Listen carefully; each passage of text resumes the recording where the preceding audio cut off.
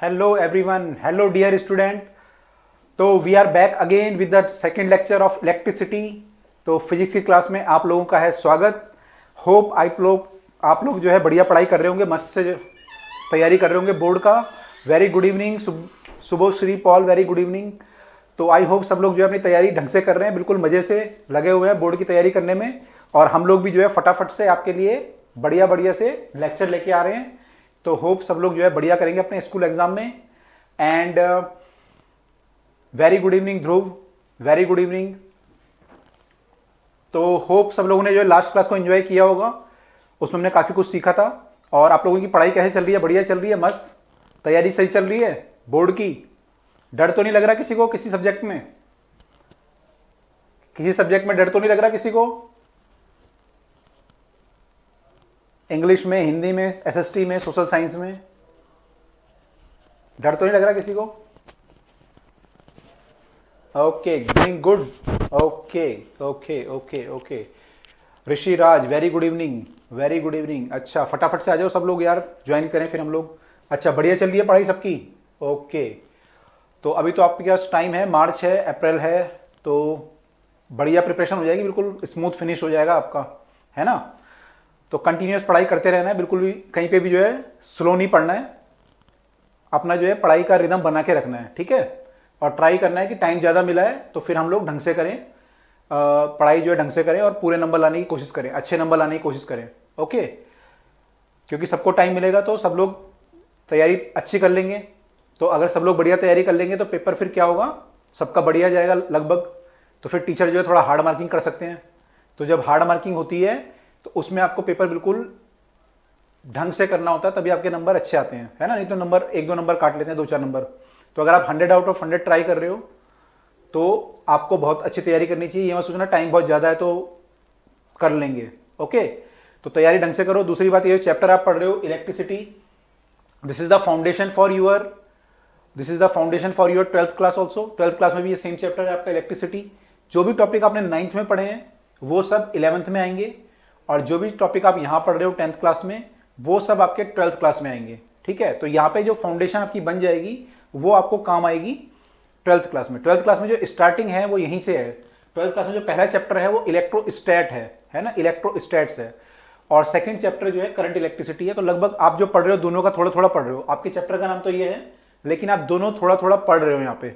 तो आपकी कहीं ना कहीं जो है फाउंडेशन स्ट्रांग बन रही है for the class 12th.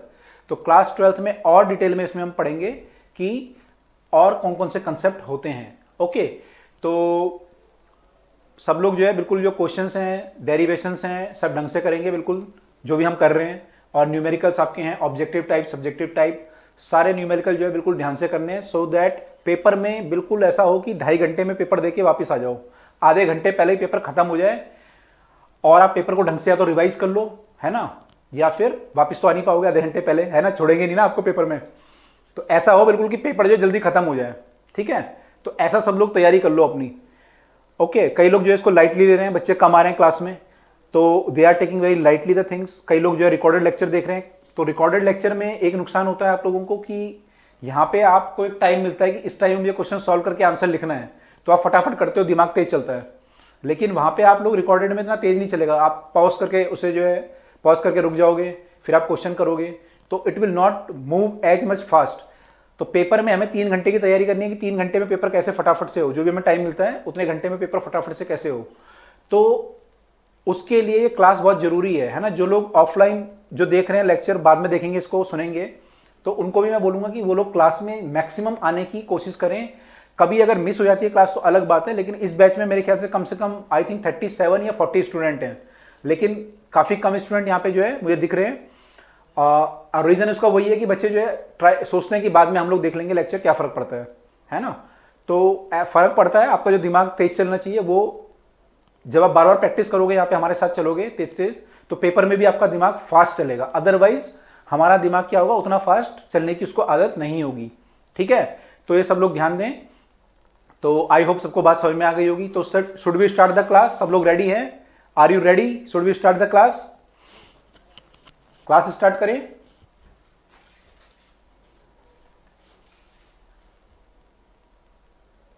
Very good evening Pratik, Tyagi भी हमारे साथ जुड़ चुके हैं, very good evening to you also. तो should we start the class, सब लोग रेडी हैं?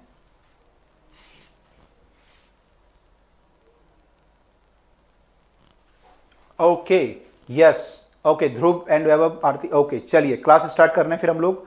We are going to start the class. तो आज का जो टॉपिक है इलेक्ट्रिसिटी है।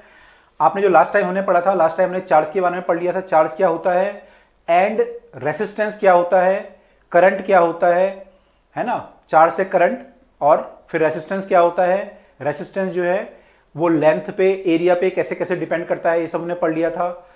करंट और रेसिस्टेंस में क्या रिलेशन है वो हमने पढ़ लिया था। It is given by the ohm's law कि करंट और रेसिस्टेंस में क्या रिलेशन है, वोल्टेज में क्या रिलेशन है, ये हम लास्ट टाइम पढ़ चुके थे। ठीक है, हमने कुछ क्वेश्चन भी किए थे, तो अभी उसमें एक दो क्वेश्चन बाकी थे, वो दो क्वेश्चन और कर लेते हैं, इसमें आ जाएगा। उसके बाद फिर आज के टॉपिक भी स्टार्ट हो जाएंगे। दो क्वेश्चन है छोटे से, आप लोग फटाफट से आंसर दे दोगे, आई होप ज्यादा टाइम लगना नहीं चाहिए आप लोगों को। तो जैसे ये क्वेश्चन है, तो बोर्ड के क्वेश्चन है, तो मैं मिस नहीं करना चाहता, क्योंकि बोर्ड के क्वेश्चन बहुत इंपॉर्टेंट होते हैं, जो पहले आ चुके हैं, आपको ढंग से प्रैक्टिस करनी है। तो ये क्वेश्चन था जैसे कि if the radius of the conductor carrying current carrying conductor is half, then how does the current through it changes. अगर रेडियस को मैं हाफ कर दूं तो करंट मेरा कैसे चेंज होगा, ये हमें बताना है, तो फटाफट से आंसर बताइए क्या होगा इसका। और आई एक्सपेक्ट कि अब आपको आंसर जो है 10 सेकंड में दे देना चाहिए, 10 से 15 सेकंड में मैक्सिमम दे देना चाहिए, 10 से 15 सेकंड लगेंगे बस। अब तो घबराने वाली बात नहीं है, सब पढ़ चुके हो, है ना। इतनी प्रैक्टिस कराते हैं आपको हम, बताओ।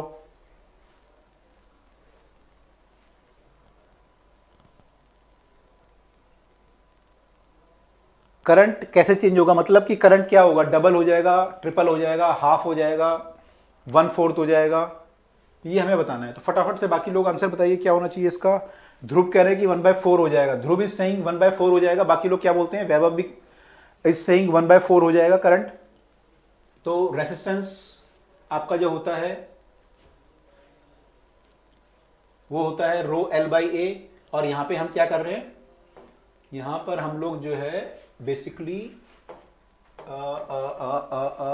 हम लोग क्या कर रहे हैं, एरिया को चेंज कर रहे हैं, है ना। हम लोग जो है एरिया को चेंज कर रहे हैं, राइट।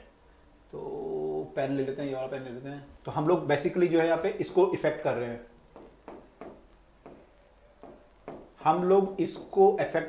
अगर हम रेडियस चेंज कर रहे हैं, अगर हम करंट कैरिंग कंडक्टर का रेडियस को चेंज कर रहे हैं, तो आपका जो एरिया होता है वो πr² होता है। और आप r को जो है हाफ कर रहे हैं, ये हम लास्ट टाइम पढ़ चुके हैं। अगर r को आप हाफ कर रहे हैं तो दैट मीन्स एरिया हमारा जो है वो कितना हो जाएगा, πr² है, तो वो जो है πr/2 का स्क्वायर हो जाएगा। यानी कि जो आपका न्यू एरिया है, आई विल राइट A' जो है आपका, वो हो जाएगा πr²/4, यानी कि A/4। ओरिजिनल एरिया आपका ये था πr², अब हो गया एरिया ये, तो A/4 हो गया। तो अगर मैं एरिया को A/4 कर दूंगा तो मुझे पता है रेसिस्टेंस मेरा क्या हो जाएगा, रेसिस्टेंस मेरा 4 टाइम्स हो जाएगा। तो मेरा एरिया जो है वो हो रहा है A/4। अगर मैं ये कर रहा हूं तो मेरा एरिया क्या हो रहा है, A' is A/4। This implies that यहीं पे कर लेते हैं, बैक कर लेते हैं। दिस इंप्लाइज दैट जो मेरा रेसिस्टेंस है वो हो जाएगा, रेसिस्टेंस मेरा कितना हो जाएगा, 4R, और it means my current becomes I/4। बस दिस इज द आंसर। तो सबने लिख दिया था आंसर, सब लोग लिख चुके थे आंसर। तो ये 1/4 होगा। आई होप सबको क्लियर है, लास्ट टाइम बहुत प्रैक्टिस कर चुके हैं हम लोग, है ना। तो आई होप ये तो इजी क्वेश्चन था। आगे बढ़े हम लोग, अगले क्वेश्चन पे चलें। किसी को डाउट तो नहीं है इसमें? नेक्स्ट क्वेश्चन देखें, नेक्स्ट क्वेश्चन पे चलें। किसी को डाउट है तो लिख दो, otherwise this is the next question. इसका आंसर बताइए क्या होगा। ये भी इजी है, ये भी इजी क्वेश्चन है।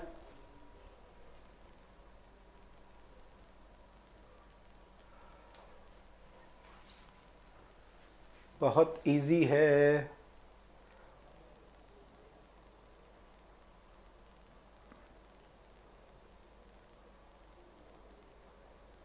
Okay next.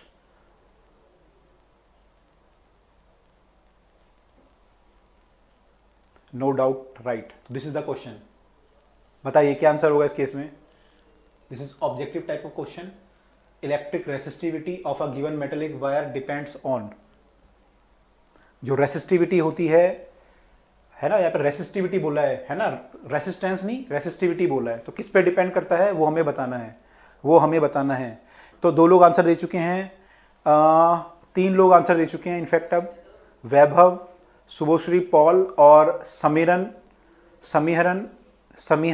शर्मा आंसर दे चुके हैं, एंड ध्रुव भी आंसर दे चुके हैं, वैभव दे चुके हैं। तो रेसिस्टिविटी है क्योंकि, तो ये लेंथ पे डिपेंड नहीं करेगा, शेप पे, थिकनेस पे डिपेंड नहीं करेगा, it depends only and only on the nature of the material. तो लास्ट टाइम हम प्रैक्टिस कर चुके हैं, दिस इज द थिंग। तो ये क्वेश्चन हम लास्ट टाइम हमने किया नहीं था, छूट गया था, तो अब कर लिया है। तो यहां तक हमारा ये टॉपिक एंड हुआ। अब हम नए टॉपिक से स्टार्ट करते हैं, which is about the resistor या फिर रेसिस्टेंस, है ना। रेसिस्टर जो होते हैं और रेसिस्टेंस में क्या फर्क है। दोनों, रेसिस्टर जो है ये मटेरियल होता है जो हम एज अ रेसिस्टेंस यूज करते हैं, है ना। रेसिस्टेंस तो एक प्रॉपर्टी है उसकी, तो हम लेकिन इसको रेसिस्टेंस भी बोलते हैं कई बार, लेकिन इसका एक्चुअल नाम है रेसिस्टर। तो जो रेसिस्टेंस एक्चुअली होते हैं ना, yes D is the correct answer. I hope सबको क्लियर है ये, प्रतीक भी बोल चुके हैं डी आंसर।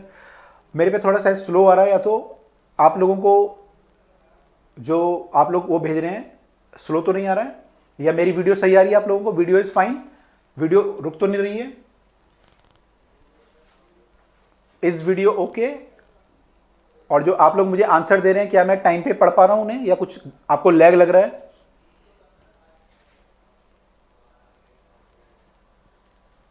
एक बार कमेंट कर दें।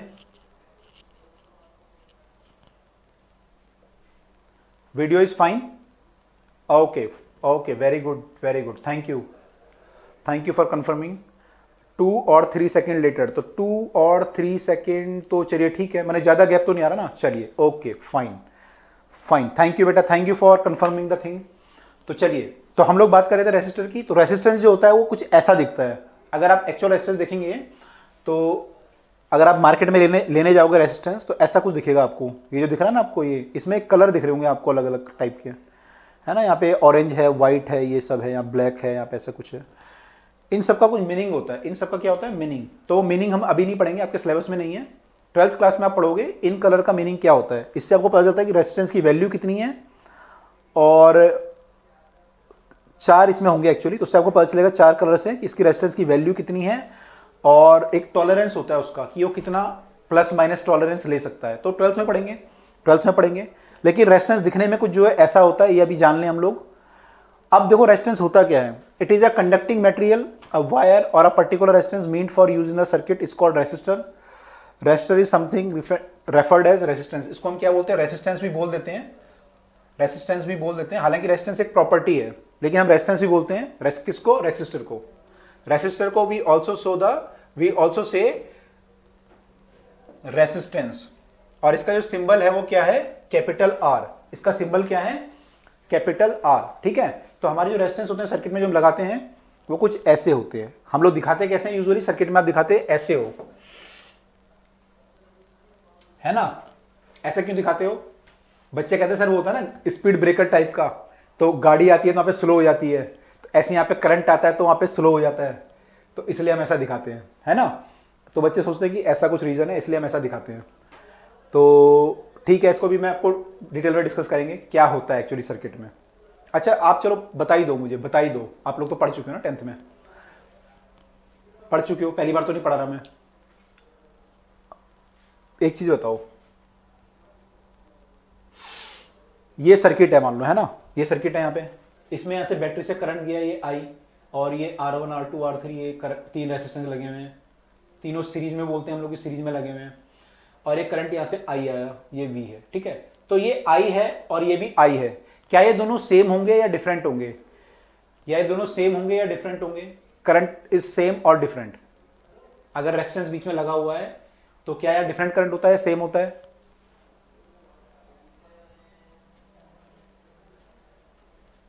ये बच्चों को बड़ा कंफ्यूजन होता है, एक कंफ्यूजन वाला वो रहता है बच्चों के दिमाग में। तो यहाँ पे हम थोड़ा कन्फ्यूजन को अपने क्लियर कर ले ताकि पेपर में कोई वो ना हो और हमारा 12th का फाउंडेशन भी स्ट्रांग हो, 12th का फाउंडेशन भी स्ट्रांग हो, इसलिए हम लोग अभी से जो है स्ट्रांग करके रखते हैं, है ना।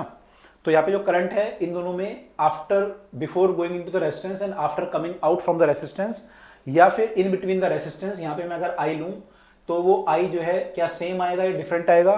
ध्रुव और रोहन कह रहे हैं कि सेम रहेगा। एड रीजन आप बोल रहे हो कि they are connected in series, as they are connected in the series. Samihan कह रहे हैं कि वो कनेक्टेड इन द सीरीज है इसलिए सेम रहेगा। सीरीज में करंट सेम होता है, सीरीज में करंट सेम होता है ना। वैभव पोटेंशियल डिफरेंस में भी डिफरेंट, पोटेंशियल डिफरेंस डिफरेंट हो सकता है। वैभव कह रहे हैं ओके करेक्ट, हो सकता है डिफरेंट, है ना। करंट सेम, लेकिन फिर यार आप तो बोलते हो रेजिस्टेंस जो है करंट को कम कर देता है, तो यार कम तो नहीं कर रहे हैं, तो सेम है करंट, यहाँ तो करंट सेम है। कुछ बच्चे कहते हैं सर रेजिस्टेंस में तो करंट कम हो जाता है, तो यार करंट जो है कम हो जाना चाहिए, लेकिन यहाँ तो सेम लिख रहे हो आप कहते हो सीरीज में सेम है, तो ये दोनों कॉन्ट्राडिक्टरी बात नहीं है आपस में, ये दोनों तो कॉन्ट्राडिक्शन नहीं कर रहा आपस में। आप एक तरफ तो कह रहे हो कि सीरीज में करंट सेम होता है, दूसरी तरफ आप कह रहे हो रेजिस्टेंस जो है करंट को कम कर देता है, तो how will you explain this contradiction? माने कैसे एक्सप्लेन करोगे आप, क्या चीज सही है क्या गलत है, हाउ विल यू एक्सप्लेन?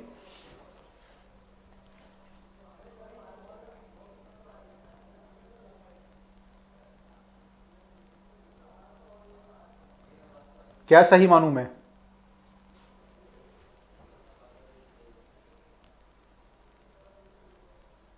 आपने लिखा सीरीज में करंट सेम है, आई एग्री, लेकिन हाउ विल यू एक्सप्लेन फिर कि रेजिस्टेंस जो है करंट को कम कर देता है, तो वो कैसे एक्सप्लेन करोगे आप? ये कंफ्यूजन होता है common.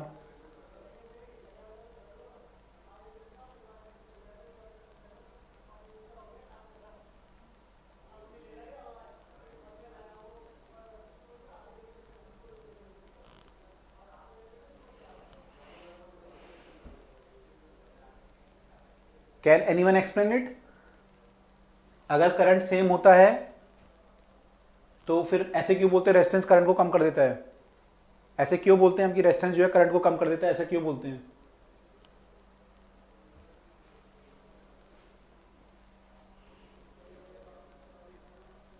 Any idea? No one? मैं करूं या सोच रहे हो? No idea? ऐसे बोलते हैं ना, कन्फ्यूजन तो मैंने है ना, ये सब ऐसा माइंड में कई बार आता है ना दिमाग में कि यार रेजिस्टेंस तो करंट को कम कर देता है, लेकिन यहां पे बोल रहे हो कि आप करंट सेम है। No idea? देखो ओके लेट मी एक्सप्लेन, समझो इसे क्या होता है भाई। रेजिस्टेंस करंट को कम करता है, इसका मतलब क्या होता है एक्चुअली? इसका मतलब ये होता है, इसका मतलब ये होता है, मान लो एक सर्किट है और सर्किट मान लो कि इस पे क्वेश्चन ही आ गया, यहां पे कर लेते हैं। मान लीजिए एक सर्किट है आपका और इस सर्किट में मान लीजिए ये बैटरी है और यहां पे मान लीजिए बैटरी जो है आपका 10 वोल्ट का बैटरी है और आपने रेजिस्टेंस लगाया, सपोज आपने लगाया मान लीजिए 2 ओम का, ठीक है। तो इस केस में करंट कितना आएगा? फटाफट से बताइए, इस केस में करंट कितना आएगा, जल्दी से लिखिए। इसमें करंट कितना आएगा?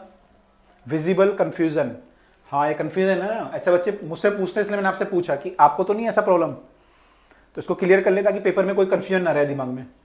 तो इस केस में बताइए हमारा करंट कितना आएगा? 10 वोल्ट की बैटरी है और 2 ओम का रेजिस्टेंस है, तो बताइए कितना करंट आएगा? जल्दी से लिखिए कमेंट में।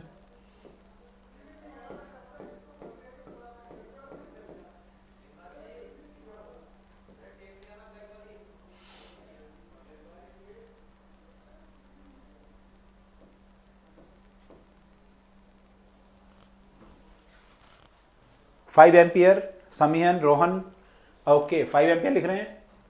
तो इस केस में जो फर्स्ट केस है इसमें जो करंट आएगा वो आएगा 10/2 यानी V/R जो कि 5 एम्पियर आएगा, है ना। 5 एम्पियर आएगा, वेब भी कह रहे हैं 5 एम्पियर आएगा, बिल्कुल बिल्कुल सही है, 5 एम्पियर आएगा। अगर मान लो मैं सेम सर्किट में रेजिस्टेंस को 5 कर दूं, सेम सर्किट में रेजिस्टेंस को 5 कर दूं, अब जो है करंट ये कितना आएगा? तो ये करंट आ जाएगा 10/5, तो ये आ जाएगा हमारा 10/5 यानी कि 2 एम्पियर। तो जब इसमें देखो क्या किया मैंने, बैटरी सेम है दोनों में, बैटरी सेम है, 10 वोल्ट की बैटरी है, 10 वोल्ट की बैटरी दोनों सेम है। मैंने रेजिस्टेंस को बढ़ा दिया, पहले रेजिस्टेंस मेरा 2 ओम का था, अब मैंने क्या कर दिया, उसे 5 ओम का कर दिया। तो जब मैंने 5 ओम का किया तो क्या हुआ, रेजिस्टेंस बढ़ गया। रेजिस्टेंस बढ़ गया तो करंट क्या हुआ आपका, घट गया। पहले 5 था, अब 2 आ रहा है। पहले 5 एम्पियर का था, अब जो है आपका 2 एम्पियर का करंट आ रहा है। तो जब आपने रेजिस्टेंस को बढ़ाया तो करंट आपका घट गया। तो रेजिस्टेंस करंट को घटाता है, ये तो बात सही है, ये बात गलत नहीं है ना। लेकिन 2 एम्पियर होगा, करेक्ट। तो रेजिस्टेंस जो है करंट को घटाता है, लेकिन सीरीज में अगर रेजिस्टेंस लगे हुए हैं, सीरीज में रेजिस्टेंस लगे हुए हैं या कुछ भी है, तो करंट क्या होगा, हर रेजिस्टेंस के थ्रू सेम पास करेगा, है ना। समझो इस चीज को। मान लो मैं ऐसे बोलूं, सपोज मैं बोलूं कि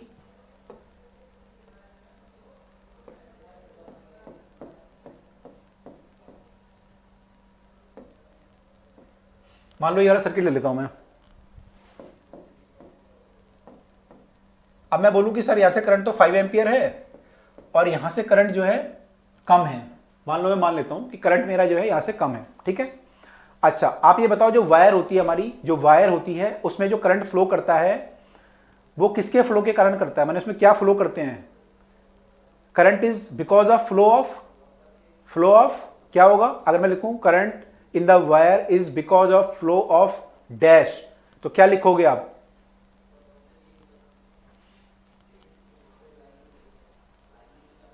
क्या लिखोगे, बिकॉज ऑफ फ्लो ऑफ,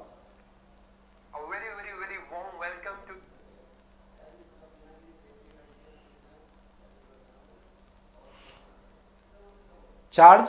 और बेटर अगर मैं बोलूं, चार्ज से भी बेटर बोलूं तो क्या बोलूंगा, इन वायर जो है हमारी कॉपर की जो वायर है, इसमें जो करंट है it is because of flow of, क्या बोलना चाहिए मुझे, क्या बोलूंगा, समथिंग, प्रोटॉन बोलूं, आयंस बोलूं, या क्या बोलूं। कॉपर की जो वायर है उसमें करंट का फ्लो क्यों होता है,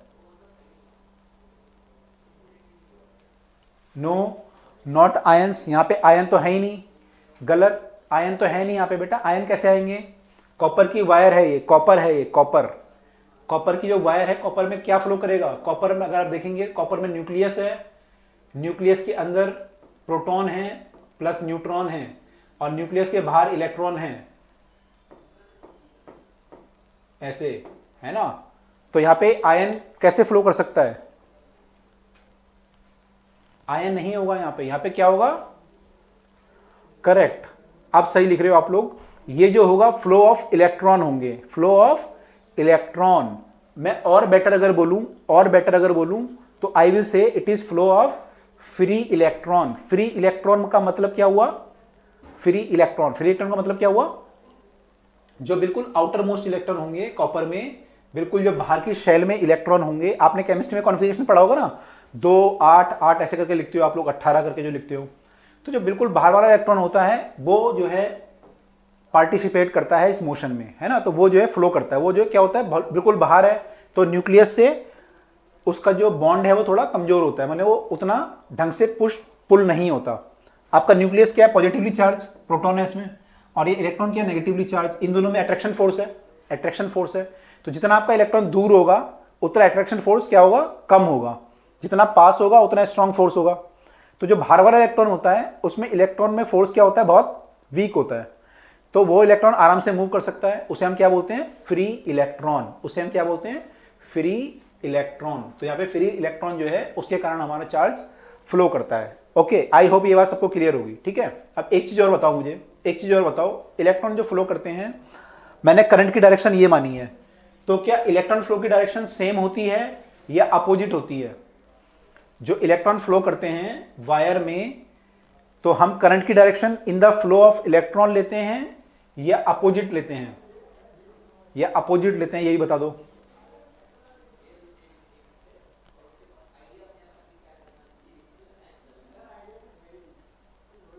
समीहन कह रहे हैं अपोजिट, बाकी लोग क्या बोलते हो, वैभव भी कह रहे हैं अपोजिट। ओके, अपोजिट बोल रहे हो सब लोग, करेक्ट। हम जो कन्वेंशनल करंट लेते हैं, जो हम करंट की बात करते हैं, Shubhashree is also saying opposite, तो हम जो कन्वेंशनल करंट लेते हैं वो हम in the direction of flow of positive charge लेते हैं, in the direction of flow of positive charge. लेकिन यहाँ पॉजिटिव चार्ज तो फ्लो नहीं कर रहा, यहाँ तो नेगेटिव चार्ज फ्लो कर रहा है, इलेक्ट्रॉन फ्लो कर रहा है। तो हम करंट की डायरेक्शन उससे अपोजिट लेते हैं। तो इलेक्ट्रॉन कैसे फ्लो करेगा, ऐसे फ्लो करेगा, ठीक है, ऐसे फ्लो करेगा सर्किट में, उल्टा फ्लो करेगा इलेक्ट्रॉन, ठीक है। इतना सबको क्लियर हो गया।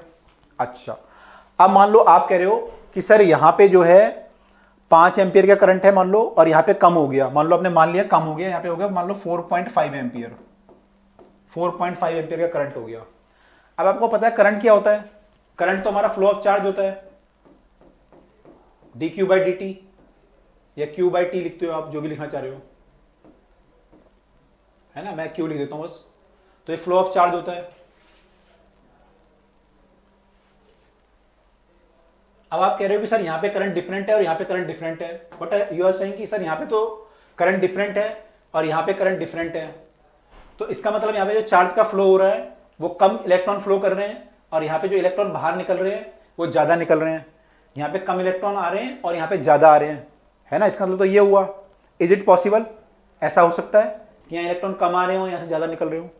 अगर ऐसा होगा तो क्या होगा, ऐसा होगा तो ये वायर तो खत्म हो जाएगी, ये वायर से इलेक्ट्रॉन सारे निकल जाएंगे, तो वायर तो खत्म हो जाएगी थोड़ी देर बाद, है ना भाई। ये इलेक्ट्रॉन तो काफी इलेक्ट्रॉन निकल रहे होंगे इससे, तो बहुत सारे इलेक्ट्रॉन निकलेंगे, लाखों इलेक्ट्रॉन, क्योंकि जो इतना करंट है आपका, ये तो लाखों इलेक्ट्रॉन होते हैं। लास्ट टाइम ने कैलकुलेशन की थी ना कि कितने इलेक्ट्रॉन होंगे एक कूलम में, कितने इलेक्ट्रॉन होंगे, तो बहुत सारे इलेक्ट्रॉन आए थे आपके। तो जब ऐसा डिफरेंस आएगा तो क्या होगा, आपका तो करंट यहां से इलेक्ट्रॉन कम आएंगे और यहां से ज्यादा जा रहे हैं। इज इट पॉसिबल, क्या ऐसा हो सकता है कि इलेक्ट्रॉन यहां से कम आ रहे हो, यहां से ज्यादा जा रहे हो, आपकी वायर ही खत्म हो जाएगी थोड़ी देर बाद, सारे इलेक्ट्रॉन भाग जाएंगे उसके कॉपर के, तो कॉपर तो खत्म हो जाएगा आइटम, आपकी वायर ही खत्म हो जाएगी। तो ऐसा होता है क्या, ऐसा होता है, ऐसा होता है हमारे घर में। यह मान लो उल्टा हो गया कि इलेक्ट्रॉन यहां पे कम आ रहे हैं, ज्यादा आ रहे हैं और कम जा रहे हैं, तो फिर क्या होगा कि यहाँ इलेक्ट्रॉन आ रहे हैं तो कहां जा रहे हैं, फिर वो यहां इकट्ठे हो रहे हैं, तो यहाँ इकट्ठे होते जाएंगे, they will start accumulating there. तो क्या होगा, वायर मोटी हो जाएगी बहुत, इलेक्ट्रॉन इकट्ठे होते जाएंगे तो वायर तो मोटी हो जाएगी थोड़ी देर में। तो ऐसा होता है घर में क्या, ऐसा होता है कि हम पंखा चला रहे हैं और थोड़ी देर पंखा इतना मोटा हो गया ऐसा होता है क्या, या ट्यूबलाइट जल रही है यहाँ पे और ये ट्यूबलाइट जो इतनी मोटी हो जाए थोड़ी देर में, या पतली हो जाए बिल्कुल, या उसकी जो है वायर पतली हो जाए, ऐसा होता है क्या, नहीं होता है, नहीं होता ना, ऐसा पॉसिबल भी नहीं है। तो ऐसा पॉसिबल नहीं है। तो इलेक्ट्रॉन जितने यहां से आएंगे उतने यहां जाना जरूरी है, उतना यहां जाना जरूरी है, उतना यहां जाना जरूरी है। Yes Rohan and Dhruv, you are correct, absolutely correct, ऐसा नहीं होता है। तो इसका मतलब यह है कि सीरीज में करंट हमारा सेम रहता है, ठीक है, सीरीज में करंट सेम रहेगा, ठीक है। कितना रहेगा, कितना रहेगा, कितना रहेगा, वैभव इज स्माइलिंग, हाँ तो ऐसा नहीं होता ना। अच्छा, कितना करंट रहेगा सीरीज में, तो it depends on the resistance, कि रेजिस्टेंस कितना है आपको। जैसे रेजिस्टेंस यहाँ पे आपका इतना था तो करंट इतना था 5 एम्पियर, रेजिस्टेंस यहाँ बढ़ा दिया आपने तो करंट घट गया, है ना। तो रेजिस्टेंस करंट तो घटा तो सकता है, लेकिन सीरीज में तो सेम रहेगा, सीरीज में तो सेम रहेगा। तो ये दोनों बातें जो है सही हैं कि रेजिस्टेंस करंट घटाता भी है, वो भी सही है, और सीरीज में करंट सेम भी रहता है, वो भी सही है। लेकिन कैसे होता है मैंने आपको एक्सप्लेन कर दिया। आई होप कंसेप्ट सबको क्लियर हो गया होगा। अगर क्लियर है तो एक बार कमेंट में फटाफट से लिख दे कंसेप्ट क्लियर है या नहीं है। I am going back to our original this thing.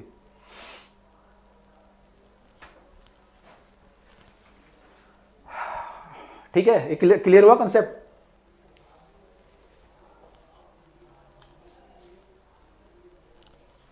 तो हम लोग स्टार्ट करते हैं series connection of the resistance. उनको जो सीरीज में लगाते हैं हम लोग, तो series connection of the resistance जो होता है वो हम लोग स्टार्ट करते हैं। Concept is clear, okay, Dhruv कह रहे हैं कंसेप्ट इज क्लियर। तो we are starting with the series resistance. जो आप सीरीज में रेजिस्टेंस लगाते हो, R1 R2 R3 तीन रेजिस्टर आपने लिए, उनको सीरीज में लगा दिया, इसको सीरीज बोलते हैं। तो आपका जो बैटरी है यहाँ पे लगी हुई है और इससे करंट फ्लो कर रहा है, तो आपको बताना है इसका जो इक्विवेलेंट रेजिस्टेंस आता है इस केस में वो कितना आता है, R1 + R2 + R3 करके आता है। ठीक है, R1 + R2 + R3 करके आता है। बाकी लोगों ने लिखा कंसेप्ट क्लियर नहीं हुआ बाकी लोगों का भी। अरे बाकी लोग भी तो लिख दो कंसेप्ट क्लियर है नहीं है। ये चेक कर रहे हो ट्यूबलाइट जला के कि मोटी हो रही है नहीं हो रही है, चेक तो नहीं कर रहा कोई। तो equivalent resistance of the series जो है वो होता है हमारा R1 + R2 + R3 + Rn। ये हमें प्रूव करना है, बोर्ड में इसका डेरिवेशन आता है।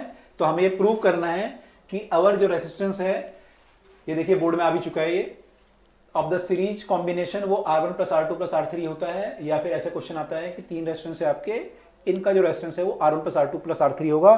This we have to prove, this we have to prove. Okay Vaibhav, clear हो गया कंसेप्ट? ओके चलिए, गुड गुड। देखो यहाँ पे हमें टाइम मिल रहा है तो हमें कंसेप्ट क्लियर करने हैं, अपनी फाउंडेशन स्ट्रॉन्ग करनी है ना। टाइम मिल रहा है तो उसका फायदा उठाओ।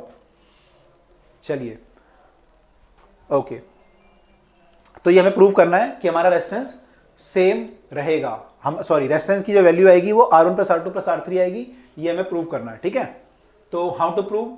तो पहले हम सर्किट बनाते हैं इसका। तो सर्किट हम सीरीज में 3 रेजिस्टेंस जोड़ेंगे, है ना। 3 रेजिस्टेंस जोड़ते हैं, मान लो R1 R2 R3।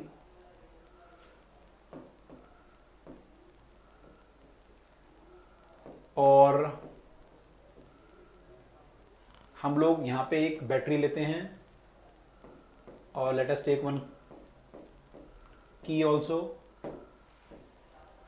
और let us take one ammeter. यहां पे ले लो, चाहे यहां पे ले लो, या यहां पे ले लो एमीटर। यहां पे अगर आप लोगों तो एमीटर यहां पे लेंगे। इसकी पोलरिटी का ध्यान रखिएगा, एमीटर जो आप बनाओगे तो पोलरिटी आपकी जो है पॉजिटिव टर्मिनल से जुड़ा हुआ है, तो प्लस और ये माइनस लेना पड़ेगा आपको। ऐसा आपका एमीटर हो गया, इसको आपने जोड़ दिया, मान लीजिए ये डायग्राम है। अब आप क्या करोगे, इसके अक्रॉस हम लोग वोल्टेज मेजर करेंगे। हम लोग क्या करेंगे, वोल्टेज मेजर करेंगे। तो इसके अक्रॉस वोल्टेज मेजर करते हैं। मान लो आप जो है वोल्ट मीटर लगाओगे, लास्ट टाइम हमने पढ़ा था एमीटर और वोल्ट मीटर। तो आपने यहाँ वोल्टेज जो है मेजर करने के लिए वोल्ट मीटर यहाँ कनेक्ट कर दिया इसके अक्रॉस। तो आप तीनों की आपकी वोल्टेज आ जाएगी, तीनों की वोल्टेज आ जाएगी हमारी, है ना। तो इससे वोल्टेज आ जाएगी, इससे करंट आ जाएगा, सीरीज में कितना करंट फ्लो कर रहा है। ये बैटरी है आपकी, तो मान लो V वोल्ट की बैटरी है, ये की है आपकी, है ना। सबको पता है की होती है, यहाँ पे की का सिंबल है, right. What we have to prove now, we have to prove that जो इसका नेट इक्विवेलेंट रेजिस्टेंस होगा वो जो होगा वो कितना होगा। अगर मैं तीनों को हटा के एक रेजिस्टेंस लगा दूं तो वो कितना होगा, R1 plus R2 plus R3। ठीक है, अगर मैं R1 इतना रेजिस्टेंस लगा दूं तो ये सर्किट बिल्कुल सेम रहेगा, इसमें सेम करंट I फ्लो करेगा। जो करंट यहाँ पे I आ रहा होगा वो करंट सेम रहेगा अगर मैं इसे इक्विवेलेंट रेजिस्टेंस यहां पे मान लूं।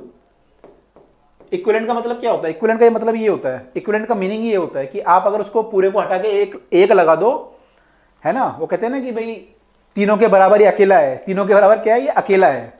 तो ये अकेला तीनों के बराबर है, तो आपका क्या होगा, सीरीज में करंट शुड रिमेन सेम। तो हम बोलेंगे अगर करंट सेम रहता है तो हम बोलेंगे ये इसका इक्विवेलेंट रेजिस्टेंस है। ये क्या है, इक्विवेलेंट रेजिस्टेंस है। ठीक है, इतना क्लियर हो गया सबको। तो हमें वैल्यू निकालनी है कि हमारा R इक्विवेलेंट कितना है, ताकि करंट हमारा सेम रहे with the same battery. Is it clear to all? Clear हो गया? जल्दी बताओ। मैं इसको रब कर रहा हूं, तब तक इसको रब कर लेते हैं। ये जो हमने लिखा था ये कंसेप्ट तो क्लियर है ना, इसको रब कर लेते हैं क्योंकि यहाँ पे डेरिवेशन करना पड़ेगा हमें। तो let me rub the thing, और let us add the slide add कर सकते हैं यहाँ पे। Okay, slide add, I don't know how to use add the slide यहाँ पे, तो हम रब कर लेते हैं इसे। लेट अस रब द थिंग, रब कर दें। ओके, क्लियर है सबको? ये जो हम कर रहे हैं अभी, हमें जो निकालना है वो सीरीज का निकालना है पहले, है ना। दो इसमें आपके डेरिवेशन है, एक सीरीज का एक पैरेलल का। पैरेलल का डेरिवेशन तो अभी 1 साल पहले ही आया था मेरे ख्याल से बोर्ड में, अभी आप देखोगे आगे अगली स्लाइड में है मेरे ख्याल से। और सीरीज का भी आता रहता है, तो आपको ड्राइव करना है कि ये सीरीज में जो रेजिस्टेंस होता है R इक्विवेलेंट वो R1 plus R2 plus R3 के बराबर होता है ना। स्कूल में आया था आपके पेपर में टीचर ने पूछा है अभी तक? आपके स्कूल में ही पूछा होगा ना टीचर ने, जब पेपर लिए होंगे तो वहां पे ये सीरीज वाला या पैरेलल वाला किसी का आया अभी तक, सीरीज या पैरेलल? तो लिख दो अगर किसी का आया है तो। Keep on discussing the things, मैं तब तक आगे मूव कर रहा हूं। तो ये हमें प्रूव करना है कि ये जो है सर्किट हमारा सेम सर्किट है, तो हमारा R जो है R इक्विवेलेंट कितना आएगा ये हमें बताना है। ठीक है, ये सर्किट हमारे सेम है, इक्विवेलेंट सर्किट है। तो ओके, तो हमें प्रूव करना है कि R इक्विवेलेंट जो है R1 plus R2 plus R3 के बराबर होगा। कैसे आता है हमें देखना है। ठीक है, तो let us try to solve this thing. तो जब हम यहाँ पे वोल्टेज निकालेंगे इसके अक्रॉस, तो वोल्टेज मान लो इसके अक्रॉस V1 आ गया, इसके अक्रॉस V2 आ गया, इसके अक्रॉस V3 आ गया। इसके अक्रॉस वोल्टेज कितना आ गया, मान लो V1, यहाँ पे V2, और यहां पे V3। वोल्टेज कितना आ गया, V1 प्लस V1 V2 और V3 आ गया। ठीक है, ओके। तो किसी का आया है सीरीज पैरेलल अभी तक आपके पेपर में, स्कूल में आया है सीरीज पैरेलल?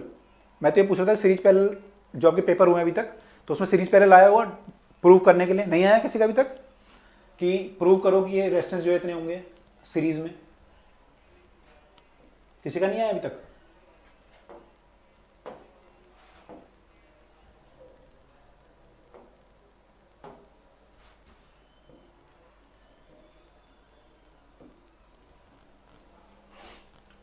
तो हमें देखो क्या होगा, यहाँ पे वोल्टेज नाप लेंगे इसके अक्रॉस, मान लो V1, इस वोल्ट मीटर ने जो रीडिंग दी वो कितनी दी, V1।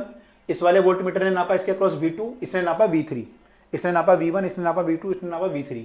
आपको पता है जो वोल्टेज होगी यहाँ पे और प्लस यहाँ पे वो किसके बराबर होगी, वो बराबर होगी इस बैटरी के वोल्टेज के बराबर। ठीक है, क्योंकि ये पूरे का पूरा सर्किट हमारा पैरेलल में है, तो we can say this whole voltage is equal to this voltage, whole voltage equal to this voltage. एक तो हम ये बोल सकते हैं, एक तो हम ये बोल सकते हैं, दूसरा हम क्या बोल सकते हैं, जो ये V आया होगा V1 कितना होगा, I इंटू R1 होगा, I इंटू R1 होगा। किससे, कौन सा लॉ लगा रहा हूं मैं, ओम्स लॉ। ओम्स लॉ कहता है V इक्वल टू IR1 होगा। ऐसे यहां पे V क्या होगा, IR2 होगा, V2 जो होगा IR2। I तो सेम होगा पूरे सीरीज में, I तो सेम होगा, अभी डिस्कस कर चुके हैं हम लोग। तो यहां पे वोल्टेज कितना होगा, IR2, यहां पे IR3। ठीक है, अब तीनों को ऐड करते हैं, तो तीनों को ऐड करेंगे तो क्या आएगा, V1 plus V2 plus V3, वो किसके बराबर होना चाहिए, V के बराबर होना चाहिए। तो let us write this thing using ohm's law.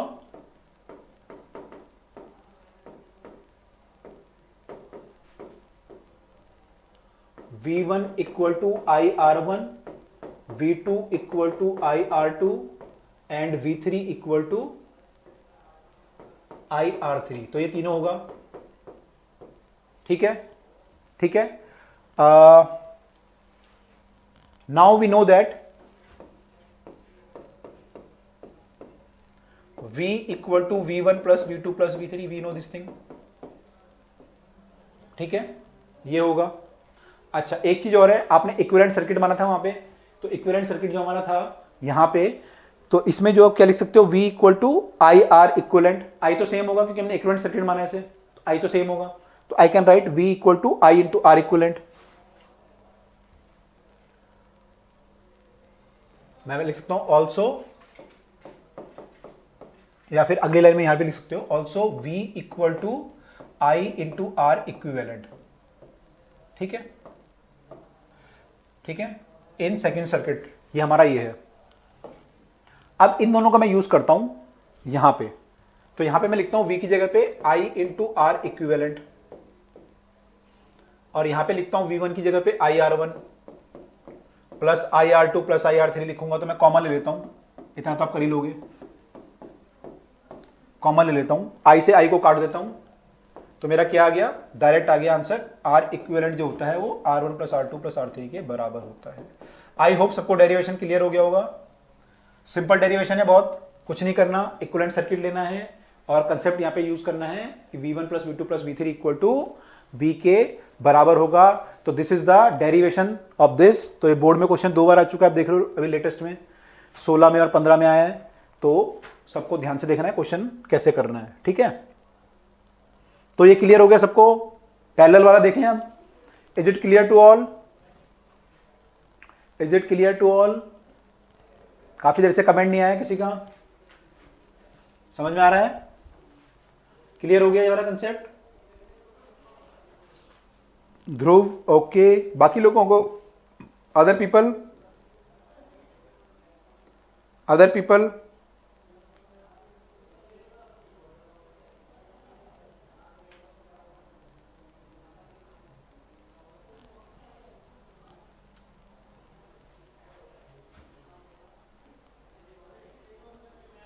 Fast fast fast fast fast लिखो, fast. Clear, okay okay okay, done. चलिए नेक्स्ट करते हैं। नेक्स्ट है हमारा parallel connection of the resistor. तो अगर हम पैरेलल में जोड़ेंगे तो क्या होगा, तो पैरेलल में जोड़ेंगे तो हमारा जो रेजिस्टेंस आता है वो ये आता है, R equivalent equal to 1/R1 plus 1/R2 plus 1/R3 plus plus plus plus plus blah blah blah, जितने रेजिस्टेंस होंगे सारे ले लेंगे।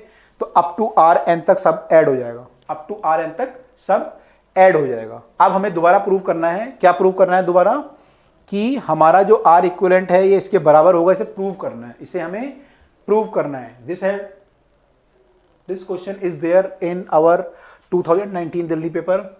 With the help of the suitable circuit diagram, prove that the reciprocal of equivalent resistance of a group of resistance joined in parallel is equal to sum of the reciprocal of individual resistances। मतलब इनका जो reciprocal है सारा ये आपस में बराबर होगा और आर इक्विवेलेंट के इक्वल होगा, ये 1/R इक्विवेलेंट के बराबर होगा, ये हमें प्रूव करना है। ठीक है, तो बताओ कैसे प्रूव करते हैं, आप लोग बताओ। इसमें हम क्या करते हैं, जैसे हमने वहां पे V1 + V2 + V3 लिखा, यहां पे क्या करते हैं फटाफट बताओ, आप लोगों ने करा होगा डेरिवेशन, तो अब आप लोग बताओ इसमें क्या करेंगे, इसमें क्या करेंगे। सर्किट डायग्राम तो यही मान लेता हूं मैं, यहां पे वोल्टेज नाप लूंगा, इसके अक्रॉस मान लो, एक वोल्ट मीटर लगा देता हूं, यहाँ पे एमीटर लगा दूंगा एक, है ना। तो बताओ क्या करेंगे इसमें।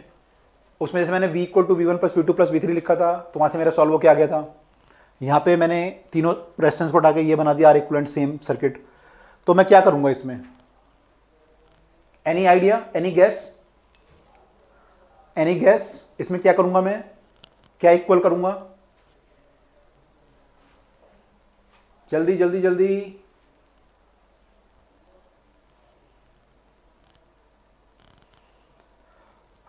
जल्दी भाई जल्दी, waiting for you people, I know you people are very good, जल्दी आंसर दे दोगे आप लोग।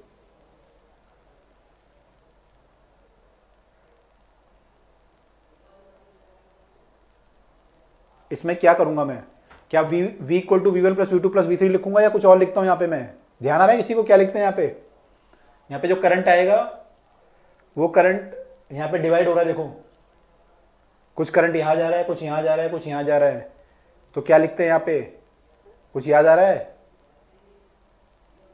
हाँ यस यार, बेस्ट, एक्सीलेंट भाई समीहन, वेरी गुड। यहाँ पे जो है आई इक्विवेलेंट को हम, या आई को हम लिख सकते हैं I1 + I2 + I3, यहाँ पे ये करेंगे। ठीक है, डेरिवेशन आपको ये ध्यान रखना, स्टार्ट कहाँ से डेरिवेशन हो रहा है, ये डेरिवेशन यहीं से स्टार्ट होता है। स्टार्ट मतलब कि यहाँ पे मेन चीज ये है, ठीक है, वहां पे मेन चीज क्या थी, V1 + V2 + V3 = V के बराबर था। यहाँ पे मेन चीज ये है कि यहाँ पे I = I1 + I2 + I3 होगा, राइट। तो चलिए दोबारा से फिर ओम्स लॉ लगाते हैं। इस बार यहाँ पे वोल्ट मीटर लगा देंगे, सर्किट डायग्राम नहीं बना रहा मैं, सर्किट डायग्राम में क्या होगा, यहाँ पे वोल्ट मीटर लगा देंगे और यहाँ पे एक एमीटर लगा देंगे। कहाँ पे, यहाँ पे एमीटर लगा दो या वोल्ट मीटर लगा दो।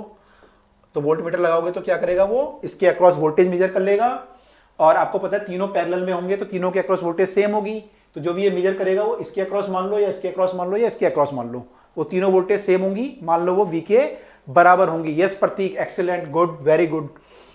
तो चलिए तो प्रूव करते हैं, तो प्रूव करेंगे। सर्किट डायग्राम मैं बना चुका हूं ऑलरेडी। यहाँ पे क्या लिख सकता हूं मैं लिख सकता हूं कि यहाँ पे जो I1 होगा, I1 करंट यानी कि R1 रेजिस्टेंस से जो करंट पास कर रहा है वो हो जाएगा V/R1 using ohm's law again.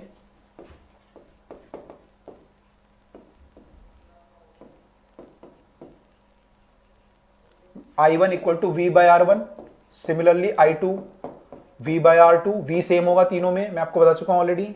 Volt meter जो है सेम रीडिंग देगा तीनों की, तो हमारा V सेम आएगा, तो we can write V/R3 and this equal to this. ठीक है, ऑल्सो आई कैन राइट, अगर मैं इक्विवेलेंट सर्किट ले लूं यहाँ पे, तो इक्विवेलेंट सर्किट में क्या लिख सकता हूं मैं, अच्छा ये जो V होगा इसके बराबर भी होगा, क्योंकि बीच में और कोई रेजिस्टेंस नहीं है यहाँ पे। अगर कोई और रेजिस्टेंस होता तो फर्क पड़ता, लेकिन कोई और रेजिस्टेंस नहीं है, ये पूरे का पूरा यहाँ पैरेलल में है, तो जो वोल्टेज यहाँ होगी वो यहाँ होगी, तो इसको मैं V लिख सकता हूँ और इसको भी V लिख सकता हूँ, है ना, कोई प्रॉब्लम नहीं है। अगर यहाँ कुछ और रेजिस्टेंस होता ना बीच में, तो आई कुड नॉट से कि दिस आर इन पैरेलल, तो ये वोल्टेज और ये वोल्टेज डिफरेंट होती, उस केस में वोल्टेज डिफरेंट होती। ठीक है, तो वैसे क्वेश्चन देखेंगे, सॉल्व करेंगे उसमें क्या करना होता है, लेकिन डेरिवेशन में हम लोग ये मानते हैं यहाँ पे कुछ और चीज नहीं है, तो ये V और ये V सेम है, इसलिए मैंने इसको भी V लिखा है। ठीक है, मैंने यहाँ तो नहीं, यहाँ तो ये वोल्ट मीटर लिख रहा है, लेकिन जब मैंने यहाँ पे लिखा था तो मैंने यहाँ पे V लिखा था, तो ये सेम है।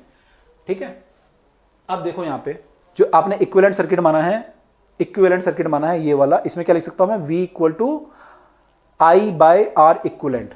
मैंने तीनों को हटा के एक रेजिस्टेंस लगा दिया इक्विवेलेंट, और मैंने कहा था इक्विवेलेंट का मतलब क्या होता है, करंट सेम रहना चाहिए। करंट क्या रहना चाहिए, सेम। तो इसको जब लगा दिया तो करंट सेम, I मान लिया, यहाँ पे थोड़ा टेढ़ा सा दिख रहा है, ये I है, ये I है, जैसे I यहाँ पे था तो ये I है, तो ये सेम होगा दोनों में। अगर ये दोनों में सेम है तो what can I write, I can simply write that also we can right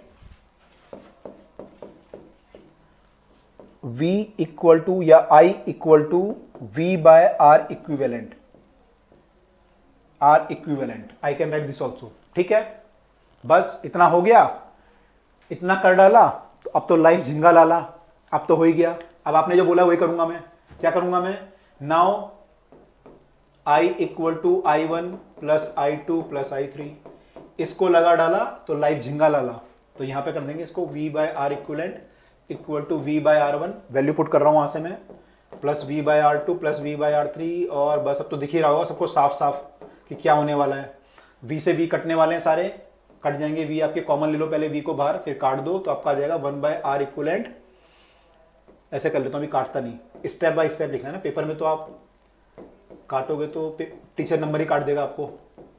step by step करते हैं, इसको ऐसे करते हैं, एंड अब V से V काट लेते हैं, तो यहां से क्या आएगा? This implies that 1 by R equivalent equal to, जो हमें प्रूव करना था कि रेसिप्रोकल जो होते हैं उसको हम ऐड कर सकते हैं, और ये हमारे होता है। कब होता है? जब सीरीज में, सॉरी, जब हमारे जो रेसिस्टेंस है वो किसमें है? पैरेलल में, तो ये होता है, राइट। ओके, तो यहां पे हम जो लगाएंगे वो लगाएंगे I equal to I1 plus I2 plus I3, और I को V by R1 V by R2 V by R3 लिखेंगे। ये सबको क्लियर हुआ? क्लियर हुआ नहीं हुआ? ठीक है, तो इस केस में हमने क्या किया? V1, यहां पे हमने I1 plus I2 plus I3 किया है ना, वहां पे हमने क्या किया था? V1 plus V2 plus V3 को V के बराबर किया था, राइट। तो वो हमने किया था। Is it clear to all? दोनों डेरिवेशन कर लोगे, पेपर में आएगा तो पूरे मार्क्स के साथ कर लोगे, पेपर में आएगा तो कर लोगे। डेरिवेशन कर लोगे। क्लियर ध्रुव? ओके, तो एक बार खुद भी प्रैक्टिस करना है ना, आज तो नहीं, अगली एक दिन छोड़ के प्रैक्टिस करना, तो बिल्कुल दिमाग में फिट बैठ जाएगा। ठीक है, खुद भी प्रैक्टिस करना एक बार। कर लोगे ना सब लोग?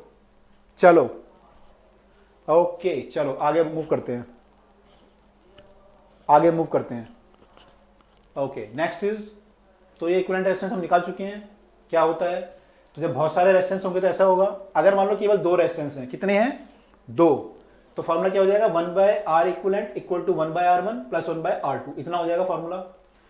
इनको जब सॉल्व करोगे तो क्या होता है? एलसीएम वगैरह लोगे तो क्रॉस मल्टीप्लाई कर लोगे तो R1 plus R2 divide by R1 R2 हो जाएगा, है ना। और इसको इन्वर्ट करोगे, मेरे को R निकालना है, ये 1 बाय R आया है, ये क्या है? 1 बाय R, मुझे R चाहिए था, तो R क्या हो जाएगा? इसका उल्टा हो जाएगा।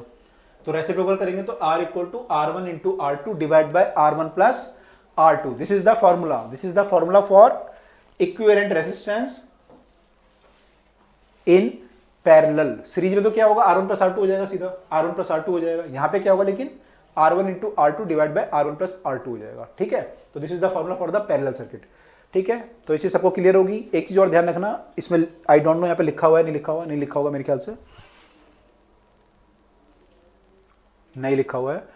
अगर हमारा ये दोनों बराबर हों, कैन यू टेल मी कि अगर हमारे R1 और R2 बराबर हों तो क्या आएगा ये formula? If R1 and R2 जो है मेरा मान लो x है, if R1 and R2 both are x, equal है दोनों, तो मेरा जो R होगा उसकी वैल्यू कितनी आएगी? x के टर्म में कितनी आएगी? अगर दोनों x हैं तो आंसर क्या आएगा मेरा? यहां पे 2x आएगा, 3x आएगा, या कुछ और आएगा, या क्या आएगा बताओ? x बाई 2 आएगा, x बाई 4 आएगा, कितना आएगा? दोनों रेजिस्टेंस अगर बराबर हैं तो what is the answer in that case? Ishika Kansal is saying distance become half, यानी x बाई 2। बाकी लोग क्या बोलते हो?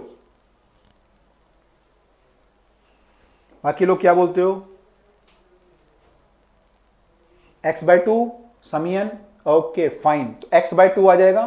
तो ये ध्यान रखिएगा सब लोग, अगर यहां पे हम इक्वल करते हैं तो x स्क्वायर बाई 2x हो जाएगा, which is x by 2, Rohan is also correct, x by 2 आ जाएगा। ओके, तो ये ध्यान रखिएगा, रेजिस्टेंस अगर ऐसे होते हैं तो हमें x बाई 2 ले लेते हैं। मैं आगे मूव कर रहा हूं अब। तो अगर हमारा मान लो 6 ओम और 6 ओम पैरेलल में जुड़े हुए हैं तो यू कैन राइट 3 ओम, या फिर 10 और 10 जुड़े हुए हैं, यू कैन राइट 5 ओम, या फिर 2 और 2 जुड़े हुए हैं तो यू कैन राइट एज 1 ओम, तो 1 हो जाएगा। ठीक है, ओके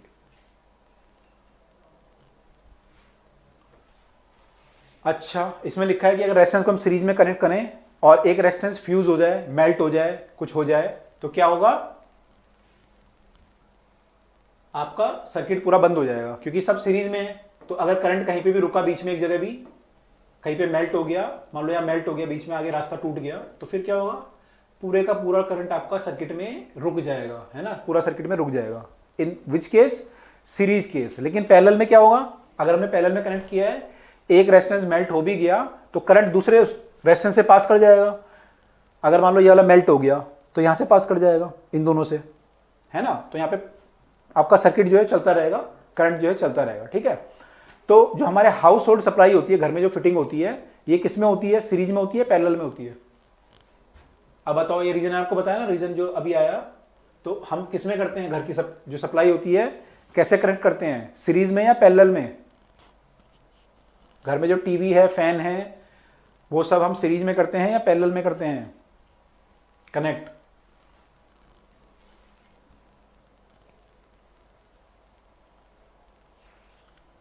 अभी तो आई थिंक आपके कोर्स में नहीं है ना डोमेस्टिक सर्किट, लेकिन कैसे होता है वैसे, सीरीज में होता है, पैरेलल में होता है। अगर मैं सीरीज में करूंगा तो क्या प्रॉब्लम आएगी, सीरीज में भी प्रॉब्लम आएगी। मैं अगर एक रेजिस्टेंस यहां फेल हो गया तो पूरा सर्किट रुक जाएगा आपका। सभी हम कह रहे हैं पैरेलल में होता है, करेक्ट। क्योंकि अगर सीरीज में करूंगा तो क्या होगा, एक भी अगर कहीं फ्यूज हुआ, कुछ एक बल्ब मान लो फ्यूज हो गया मेरे घर में, एक बल्ब फ्यूज होगा, सारे सब रुक जाएगा आपके घर में सर्किट पूरा। टीवी बंद, फैन बंद, एसी बंद, गीजर बंद, सब बंद हो जाएगा, है ना। तो इसलिए हम क्या करते हैं, हम लोग पैरेलल में यूज करते हैं। हम क्या करते हैं, पैरेलल में यूज करते हैं, ठीक है। लेकिन पैरेलल में एक प्रॉब्लम होती है। क्या प्रॉब्लम हो सकती है पैरेलल में यूज करने में, कैन यू गेस, कि जब पैरेलल में मैं यूज करता हूं कोई प्रॉब्लम हो सकती है मुझे, पैरेलल लगाने में कोई प्रॉब्लम है। हम लोग पैरेलल बनाते हैं ना, तो आपके घर में जो सप्लाई है वो सब पैरेलल में होती है, तो पैरेलल में क्या प्रॉब्लम हो सकती है हमें। वैसे तो अच्छा है कि ये तो ठीक है भाई, ये प्रॉब्लम नहीं आएगी हमें, ये सीरीज में बहुत बड़ी प्रॉब्लम है, तो सीरीज तो हम यूज करेंगे ही नहीं। लेकिन जब पैरेलल में लगाते हैं तो क्या प्रॉब्लम आ सकती है, पैरेलल में हमारा क्या प्रॉब्लम आ सकती है। प्रॉब्लम तो नहीं बोलूंगा मैं उसे, मैंने कुछ उसकी लिमिटेशन है, क्या हो सकता है। पैरेलल में ये होगा कि आपकी वायर बहुत यूज होगी, जो वायर है ना, ये वायर बहुत यूज होगी आपकी। सीरीज में क्या था, जिससे आपने इसको कनेक्ट किया फिर अगले को कनेक्ट किया, तो वायर कम यूज होती है। लेकिन पैरेलल में क्या होती है, वायर बहुत ज्यादा चाहिए होती है ना, बहुत ज्यादा चाहिए होती है। जब आप लोग दिवाली मनाते हो, दिवाली आती है तो घर में जो लड़ियां होती हैं वो भी किस में होती हैं, पैरेलल में। तो आजकल जो लड़ियां आई है चाइनीज वाली, उनमें देखो बहुत लंबी लंबी कई सारी वायर जा रही होती हैं। तो उसमें ये प्रॉब्लम होती है कि कई सारी वायर आपको, पहले जो लड़ियां होती थी वो सीरीज में होती थी, तो उसमें क्या होता था, लेकिन एक बल्ब फ्यूज होता पूरी लड़ी बंद हो जाती थी। लेकिन अब क्या आती है पैरेलल में, तो उसमें वायर बहुत सारी होती हैं, तो आप देखोगे 3-3 4-4 वायर वहां पे निकल रही होती है ना। तो पैरेलल में बस वायर का ज्यादा यूज होता है, थोड़ा कॉस्ट आपकी बढ़ जाती है, लेकिन वो प्रॉब्लम नहीं आती जो सीरीज में आती है, ठीक है। तो आई होप ये क्लियर होगा सबको कि हम लोग सीरीज में क्यों यूज नहीं करते, पैरेलल में क्यों करते हैं, ठीक है। तो पैरेलल में अगर होगा तो कनेक्शन हमारा करंट जो है कंटिन्यू करता रहेगा with other resistance. Is it clear to all, बताओ भाई, क्लियर हुआ, क्लियर हुआ। दीज आर प्रीवियस रिजल्ट्स, बीच में आ गया, तो ये हमारे पहले के टॉपर हैं, आपका भी फोटो आएगा अगले साल। तो दीज आर द टॉपर, ये हमारे पढ़ भी रहे बच्चे हमारे साथ अभी 11th क्लास में, अब तो 12th में आने वाले हैं। तो ये क्लियर हुआ सबको कंसेप्ट, इज इट क्लियर, यहां तक क्लियर हुआ। इसको करें क्वेश्चन को,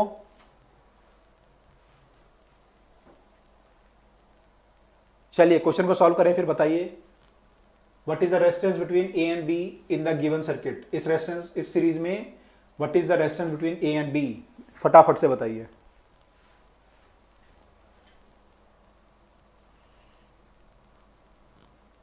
रिप्लाई करते रहो यार, कुछ कुछ रिप्लाई करते रहोगे तो मुझे लगेगा आप लोग एक्टिव हो।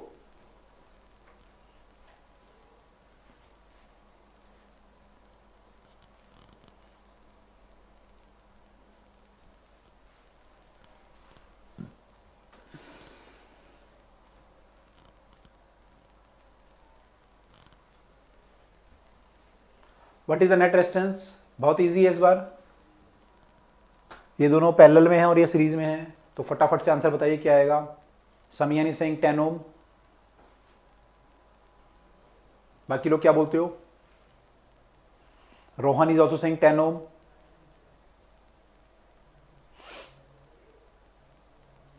इजी है बहुत, इन दोनों को पैरेलल में पहले करो सॉल्व। सीरीज में जोड़ना तो आसान है ना, सीरीज में जोड़ना बहुत आसान है, R1 प्लस R2 करना है बस। पैरेलल में थोड़ा डिफिकल्ट होता है, तो पैरेलल में बताओ क्या, पैरेलल में पहले निकालो, तो इन दोनों को पैरेलल में करो 3 और 6 को, तो पैरेलल में क्या बनता है formula, R equal to R1 R2 divide by R1 plus R2, अभी ड्राइव किया था ना हमने, इसका यूज करो।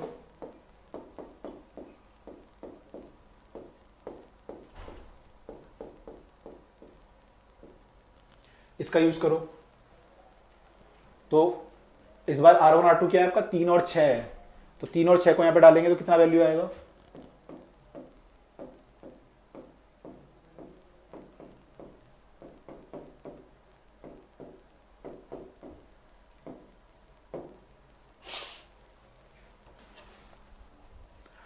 ओके। सो वो श्री पॉल भी निकाल चुके हैं 10 आंसर। ओके, तो यहां पे हमारा जो आंसर आएगा इसमें वो आएगा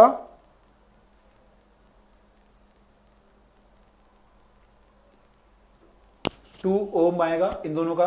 अब 2 और 8 आपका सीरीज में है, तो आपका नेट रेजिस्टेंस आ जाएगा, ये बन जाएगा सर्किट हमारा, ऐसा बन जाएगा सर्किट 8 ओम, क्या बन गया ये, ओम बन गया पहले ही, 8 ओम कर लेते हैं, है ना, 8 एंड ये हो जाएगा आपका जो आपने अभी निकाला है 2 ओम, तो ये सर्किट ऐसा बन जाएगा हमारा पॉइंट ए और बी के बीच में।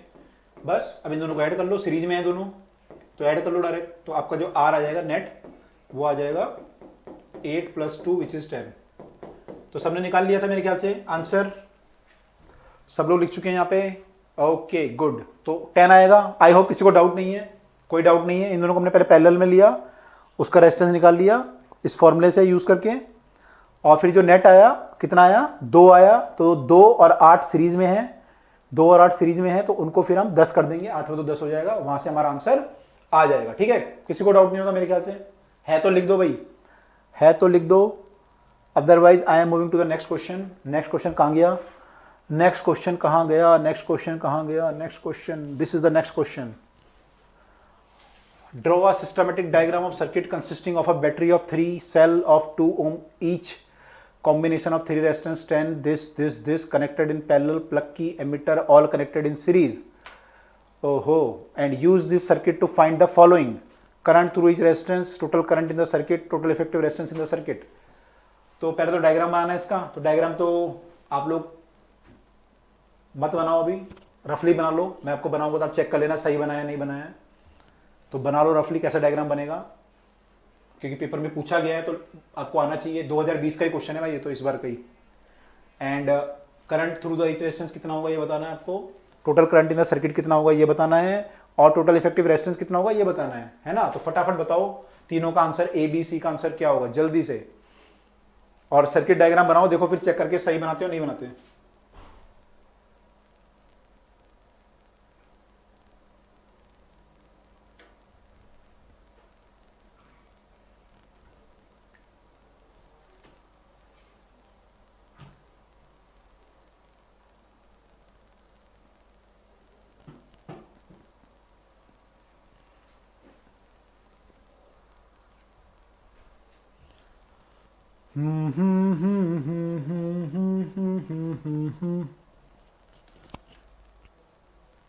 ए B C, what is the answer for A B and C, बहुत इजी है यार, बहुत इजी क्वेश्चन है।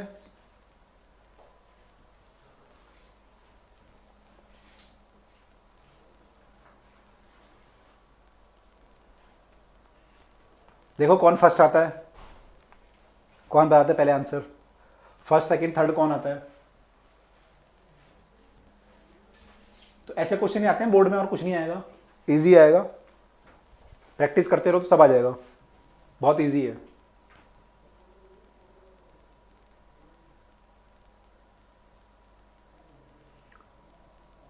Systematic diagram of circuit consisting of battery of 3 cell 2 volt each, combination of 3 resistors connected in parallel, plug key and emitter all connected in series। तो 3 cell 3 resistance,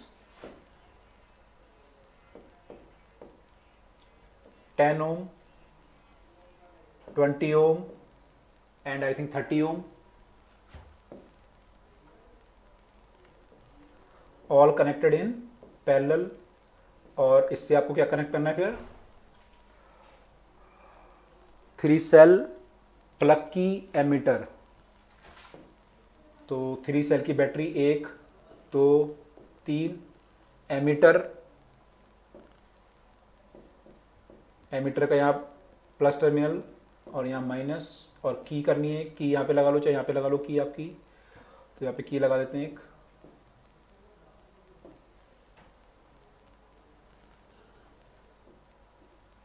ऐसा कुछ circuit बनेगा मेरे ख्याल से, ठीक है।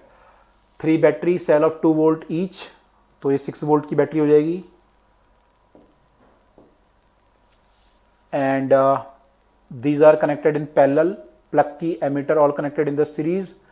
we have to find the following value, current through the each resistance कितना होगा, तीनों के थ्रू करंट कितना होगा ये निकालना है हमें। एंड टोटल करंट फिर कितना होगा तो निकाल ही लोगे आप, ऐड कर लोगे तीनों को, I1 I2 I3 निकाल लो।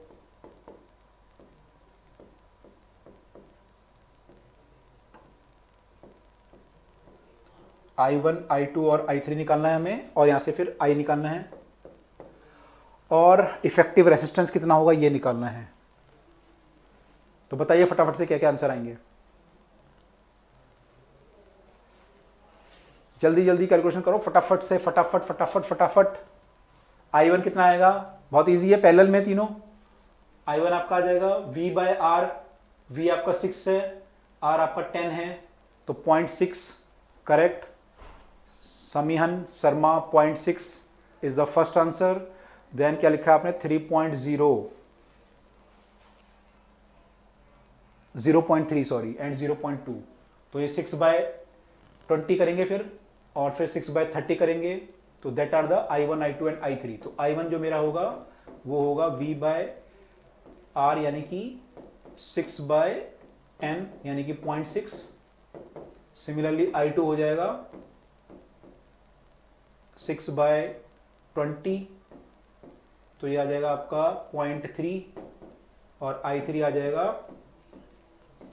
6/30, तो ये हो जाएगा भाई आपका 0.2 करेक्ट है। एम्पियर, एम्पियर जरूर लिखना, यूनिट विदाउट यूनिट लिखोगे तो नंबर कट जाएंगे भाई पेपर में, पेपर में नंबर कट जाएगा आपका, 100 की जगह 99 आ जाएगा, ठीक है। तो नंबर नहीं कटवाना, विद यूनिट लिखना है। तो ये हमारा आ गया I1 I2 I3 current through the each resistor. ये भी लिखना है किसके थ्रू है ये, तो ये लिखना है ब्रैकेट में through 10 ohm 20 ohm and 30 ohm resistor, ठीक है। या फिर पहले लिख दो शुरू में कि let I1 is the current through this, I2 is the current through this, I3 is the current through this, ठीक है। Total current in the circuit, total current जो निकालेंगे वो क्या करेंगे, तीनों को ऐड कर देंगे। 1.1 बोल रहे हैं Samihan, let us calculate the thing. तो I हमारा हो जाएगा I1 plus I2 plus I3, I1 plus I2 plus I3 which is equal to 0.6 plus 0.3 and plus 0.2 which is nothing but 1.1 ampere. फिर दोबारा यूनिट एम्पियर। दो चीजें हम निकाल चुके हैं, ये और ये। बाकी लोगों ने निकाला भी नहीं निकाला, बाकी लोग भी लिखते रहो आंसर। टोटल इफेक्टिव रेजिस्टेंस निकालना है इनका, तीनों का effective resistance 1/R1 plus 1/R2 plus 1/R3। तो बाकी लोगों का आंसर क्या आ रहा है, समीहन इज सेइंग 60/11 आ रहा है उनका। तो बाकी लोग क्या बोलते हो, R इक्विवेलेंट निकालोगे तो कितना है यहाँ पे 10, 20 और 30 का। बाकी लोगों ने निकाला नहीं अभी, बाकी लोग फटाफट से बताओ कितना वैल्यू आ रहा है। 1/10 प्लस 1/20 प्लस 1/30, इसका जब एलसीएम लोगे तो एलसीएम आ जाएगा मेरे ख्याल से 30, तो इसे कर देंगे हम बाय 30। ये हो जाएगा आपका 1, ये हो जाएगा 30 नहीं आएगा 60 आएगा, सॉरी 60, तो ये हो जाएगा आपका 60। ओहो इरेजर कहाँ गया, इरेजर।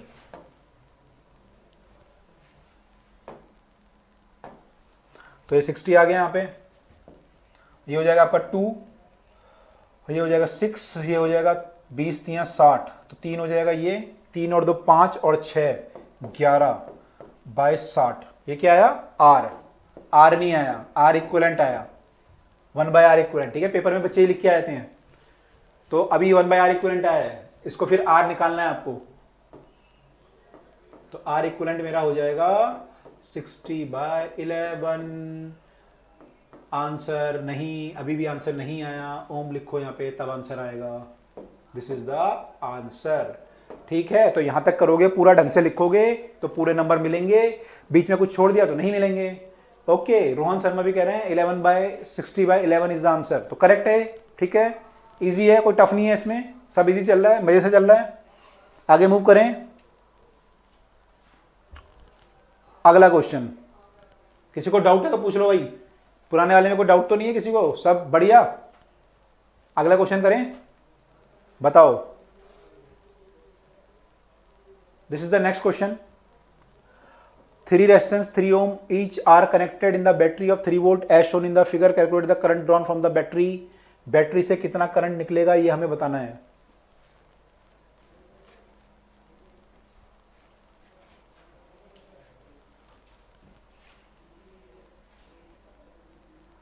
बैटरी से कितना करंट निकलेगा बताओ।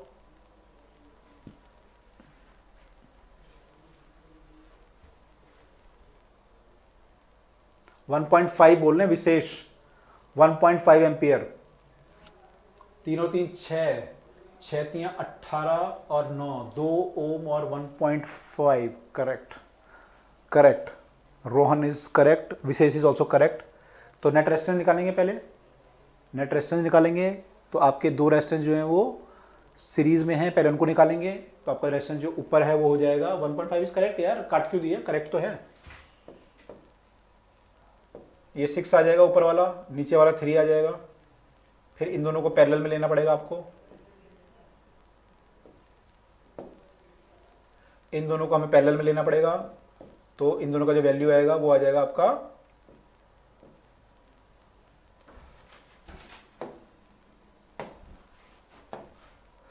इन दोनों का जो वैल्यू है वो आ जाएगा 6 × 3 R1 R2 divide by R1 + R2, वो आ जाएगा 2 ओम, है ना।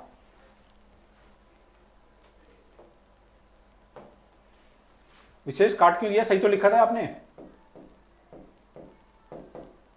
पूरा सॉल्व करना है, पेपर में पूरा सॉल्व करना है, मैं तो ऐसा लिख रहा हूं, लेकिन पेपर में पूरा लिखना है, ठीक है, स्टेप बाय स्टेप।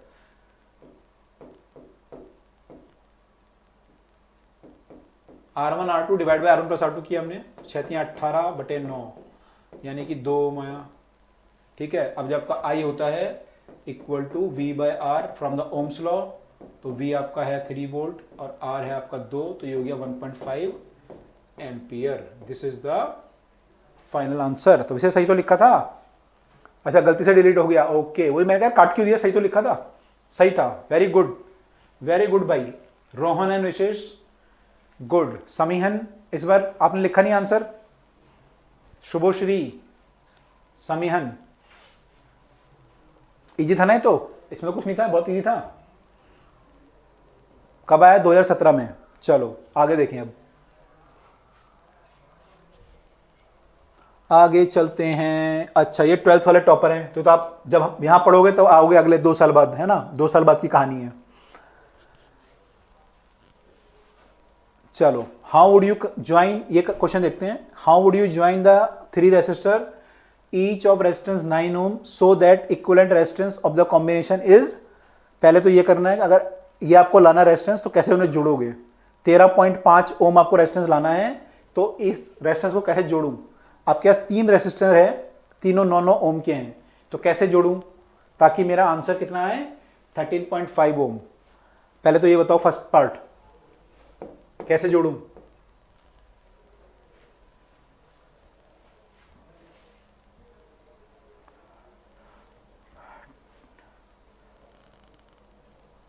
जल्दी बताओ, फटाफट से बताओ कितना आएगा आंसर।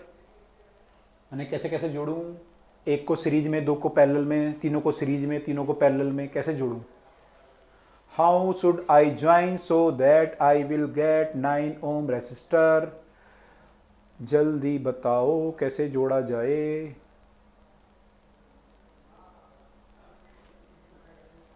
फर्स्ट पार्ट कैसे लाओगे आप।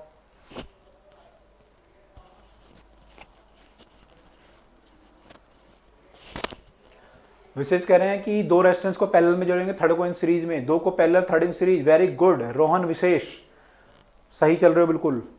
तो दो को हम जोड़ देते हैं मान लो पैरेलल में और एक को जोड़ देते हैं सीरीज में, तो कितना आ जाएगा इनका 9 और 9 है ये, तो पैरेलल में करोगे तो 4.5 आ जाएगा, आधा आ जाता है r/2, तो ये 4.5 हो जाएंगे। समीयन क्या बोल रहे हैं, समीयन कुछ लिख रहे हैं यहाँ पे, आंसर लिख रहे हो, अच्छा first connected this and this in series, correct.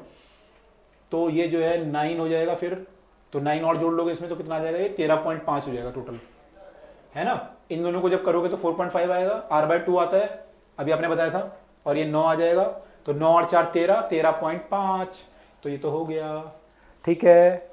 Okay good, very good. Second बताओ फिर, second second second second second second second second second कैसे होगा।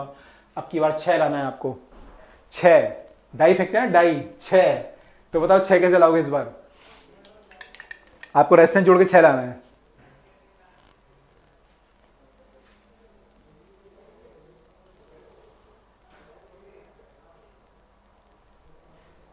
रोहन कह रहे हैं 2 इन सीरीज 1 इन पैरेलल, किससे पैरेलल में, किसके पैरेलल में, सही लिख रहे हो, किसके पैरेलल में, लेकिन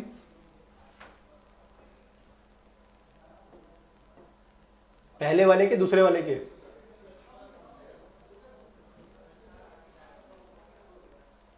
one in parallel to both, ऐसे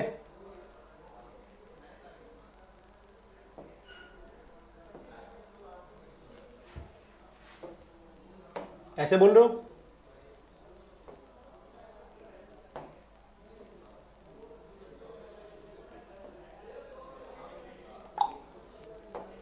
गलत हो गया, सही कर लो, ऐसे बोल रहे हो। तो 9 और 9 18, this will become equal to what, ऐसे बन जाएगा सर्किट हमारा 9 और ये बन जाएगा 18। अब आपको देख रहा है 9 और 18 को मिला के मेरा 6 आ रहा है कि नहीं आ रहा, तो 9 और 18 का कितना हो जाएगा, 9 × 18 डिवाइड बाय 9 + 18, ठीक है। तो ये आपका सॉल्व कर लो, 9 कॉमन ले लो, 9 से डिवाइड कर लो ऊपर नीचे, तो कितना आ जाएगा, 18 आ जाएगा ऊपर, नीचे आ जाएगा 1 + 2 यानी कि 3, और ये काट के आ जाएगा आपका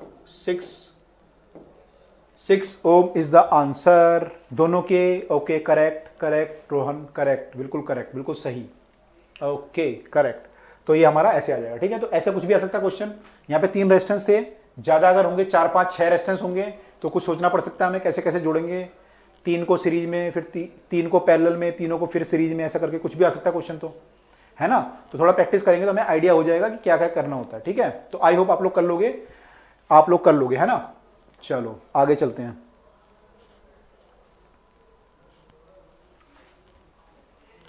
इसका आंसर बताइए क्या आएगा, that's too easy, okay. n number of identical resistors are connected in parallel combination, then effective resistance of the circuit is, इसका इफेक्टिव रेजिस्टेंस कितना होगा ये हमें बताना है।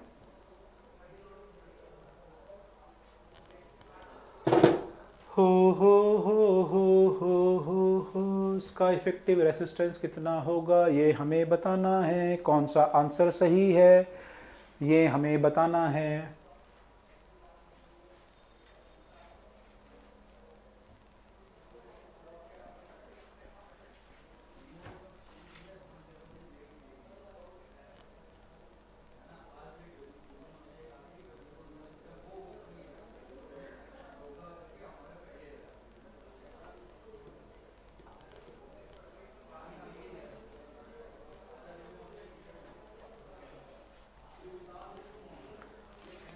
विशेष कह रहे हैं सी आंसर होगा, यानी कि R/N। बाकी लोग क्या बोलते हो, विशेष तो सी बोल रहे हैं भाई, विशेष तो कह रहे हैं कि सी को लॉक कर लो, बाकी लोग क्या बोलते हो, विशेष के साथ दोगे या अलग कोई आंसर दे रहे हो। पैरेलल में है सारे, R R R R R R R, तो व्हाट इज द आंसर, जल्दी लिखो, जल्दी जल्दी जल्दी बताओ क्या आंसर आएगा। ऐसे आपके अगर पैरेलल में हो सारे ये, 1 2 3 4 5 6 7 8 एन करते करते करते करते करते एन नंबर, ये आपके एन जो है पैरेलल में हैं, तो इसका इक्विवेलेंट रेजिस्टेंस कितना होगा? रोहन भी कह रहे हैं सर सी है। ओके, तो सब लोग सी बोलते हो, लॉक कर दें सी को, लॉक कर दें तो सी आएगा आंसर इसका, करेक्ट है। 1/r इक्विवेलेंट जो निकालोगे आप 1/r plus 1/r plus 1/r करते करते करते करते करते करते n टाइम्स हो जाएगा, n टाइम्स, तो ये हो जाएगा n/r, n टाइम्स करोगे तो कितना हो जाएगा n/r, तो हमारा r इक्विवेलेंट कितना हो जाएगा?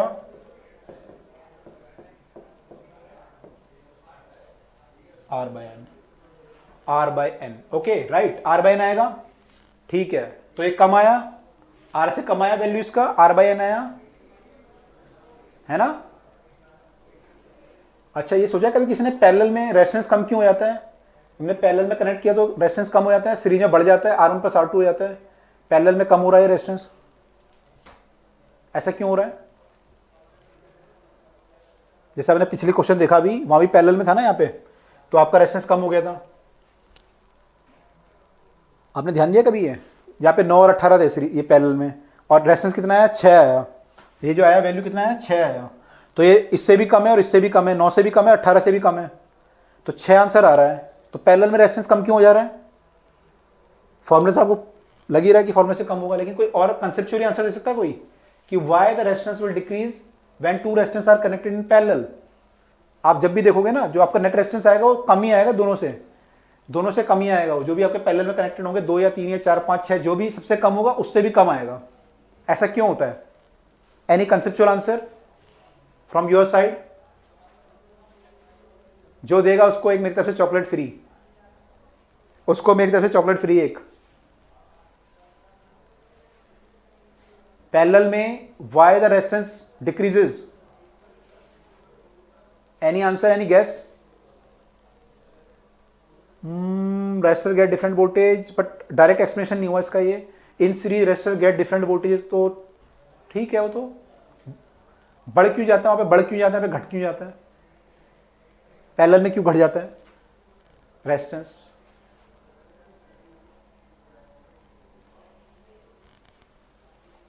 रेजिस्टेंस उसकी प्रॉपर्टी है ना, जो वायर लगी हुई है, रेजिस्टेंस को उससे फर्क नहीं पड़ता कि आपकी वोल्टेज क्या है, करंट कितना फ्लो कर रहा है, उससे रेजिस्टेंस को फर्क नहीं पड़ता। रेजिस्टेंस तो उसकी वायर की प्रॉपर्टी है ना, वो तो वायर की प्रॉपर्टी है रेजिस्टेंस, उसको डिपेंड नहीं करता कि वी कितना लगा रहे हो आप या आर आई कितना उससे पास कर रहे हैं, रेजिस्टेंस तो फिक्स है। अब आप उसको बस ऊपर नीचे कर रहे हो, कभी आप ऐसे जोड़ रहे हो उसे सीरीज में एक के बाद एक, कभी आप पैरेलल में जोड़ दे रहे हो, तो फर्क क्यों पड़ रहा है? पैरेलल में कम क्यों हो जा रही है? अच्छा, मैं आपको हिंट दूं, क्या इससे एक्सप्लेन कर सकते हो? Can we explain from here? Anyone? Chocolate चाहिए किसी को?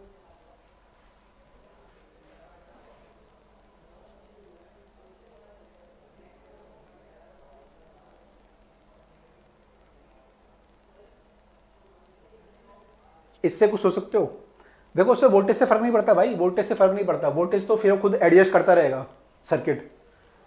रेजिस्टेंस तो उसकी मटेरियल की प्रॉपर्टी है ना, मटेरियल और उसके लेंथ पे डिपेंड करेगी, एरिया पे डिपेंड करेगी, उसको इससे फर्क तो नहीं पड़ता कि कितनी वोल्टेज आप लगा रहे हो उसके अक्रॉस। अगर मैं बैटरी चेंज कर दूं तो क्या मैं अपना वो चेंज करता हूँ रेजिस्टेंस की वैल्यू? वो तो सेम रहती है। अगर मैं रेजिस्टेंस उठा के सीरीज में ले जाऊँ, पैरेलल में ले जाऊँ, एक रेजिस्टेंस को उठा के 2 ओम का कहीं लगा दूँ तो दो ही रहेगा, चाहे आप कहीं भी लगाओ, कोई फर्क नहीं पड़ेगा उसे। तो वो तो उसकी मटेरियल की प्रॉपर्टी है ना, मटेरियल की प्लस उसके एरिया लेंथ की। तो ऐसा क्यों होता है पैरेलल में? रेजिस्टेंस कम क्यों हो जाता है? नहीं आया हिंट? नहीं आया? चलो घर से सोच के बताओगे, सोच के बताओगे मुझे, या आंसर बताऊं अभी, या सोच के बताओगे अगली क्लास में?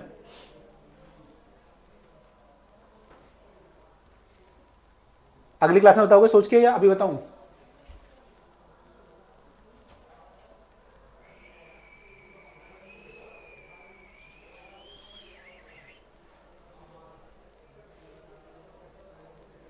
पैरेलल में एरिया ज्यादा होता है, this is the right, yes correct. अब सही सोचा आपने। पैरेलल में क्या होगा? एरिया बढ़ जाएगा आपका, है ना। होगा क्या, जैसे मान लो वायर है, ये आपने ऐसे जोड़ी वायर, ये वायर से करंट फ्लो होना है, तो इसका जितना ज़्यादा एरिया होगा उतना रेजिस्टेंस आपका कम होगा। जितना एरिया ज़्यादा होगा उतना रेजिस्टेंस क्या होगा, कम होगा। ठीक है, अब ऐसे दो वायर है मान लो आपके पास, आपने दोनों को जो है पैरेलल में जोड़ दिया, तो करंट क्या होगा फिर, करंट यहां से भी पास कर सकता है, यहां से भी कर सकता है, उसे एरिया ज़्यादा मिल गया। उसे क्या हो गया, एरिया ज़्यादा मिल गया। करेक्ट लिख रहे हो यार, गलत नहीं लिख रहे थे। ध्रुव भी कुछ लिख रहा है, रोहन ने काट दिया, क्या लिख रहे हो, नेक्स्ट क्लास में बताओगे। इन्होंने बता दिया आंसर तो है ना। यहां पे क्या होगा, चलो इसका आंसर ये होगा कि एरिया यहाँ पे बढ़ जाएगा, इसलिए जो है रेजिस्टेंस कम हो जाता है पैरेलल में। अच्छा बताओ सीरीज में ज्यादा क्यों होता है, फिर ये बताओ, चलो सीरीज में ज्यादा क्यों होता है, प्रतीक सीरीज में ज्यादा क्यों होता है, सीरीज में ज्यादा क्यों होता है।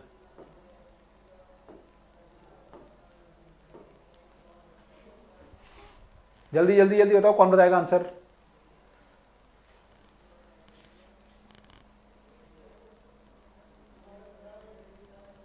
सीरीज में ज्यादा क्यों होगा, सेम फॉर्मूला यूज करेंगे तो rho L by A, series में ज्यादा क्यों हो जाएगा।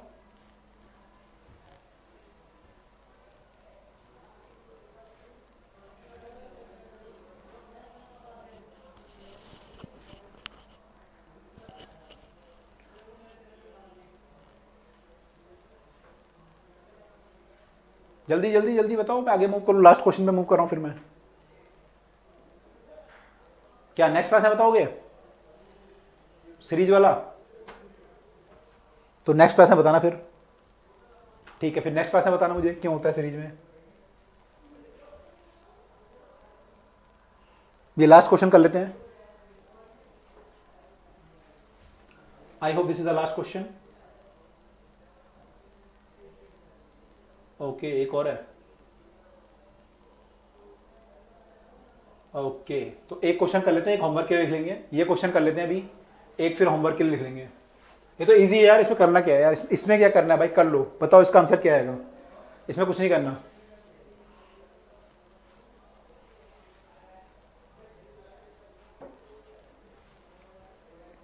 बताओ इसका आंसर क्या आएगा। Two resistance of 30 and 40 are connected in parallel across a battery, ratio of the potential difference across them is, बताओ। कुछ नहीं करना, सॉल्व ही नहीं करना इसे तो। यस यस एब्सोल्युटली करेक्ट यार, पैरेलल में है ना, पैरेलल में क्या सेम होता है, पैरेलल में वोल्टेज सेम होती है ना। दो रेजिस्टेंस हमारे क्या है, 30 और 40 के पैरेलल में है ये, है ना। 30 और 40 ओम जो है हमारा क्या है, पैरेलल में है विद द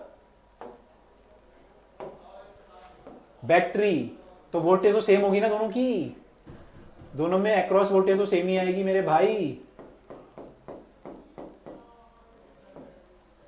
वोल्टेज सेम आएगी दोनों की, जो बैटरी की वोल्टेज होगी, तो दोनों वोल्टेज जो है इतनी ही वोल्टेज आएगी, यहां पे भी और यहां पे भी, तो दोनों की वोल्टेज सेम होगी, तो उनका जो रेशियो आएगा वो आ जाएगा 1:1,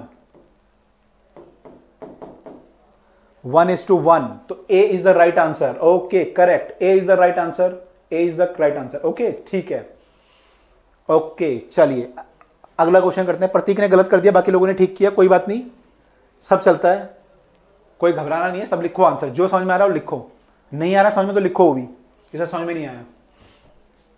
चलो अगला क्वेश्चन, लास्ट क्वेश्चन। हम पे 2 मिनट बाकी है, 1 मिनट बाकी है, 2 मिनट बाकी है। चलो फटाफट से क्वेश्चन करते हैं। A wire of resistance R is cut into the 3 pieces, then these 3 pieces of originally wire are arranged in such a way to get minimum equivalent resistance. The value of the equivalent resistance for this configuration will be, I hope ये भी आप बहुत fast से कर लोगे, फटाफट से, जैसे आपने ये वाला आंसर दिया।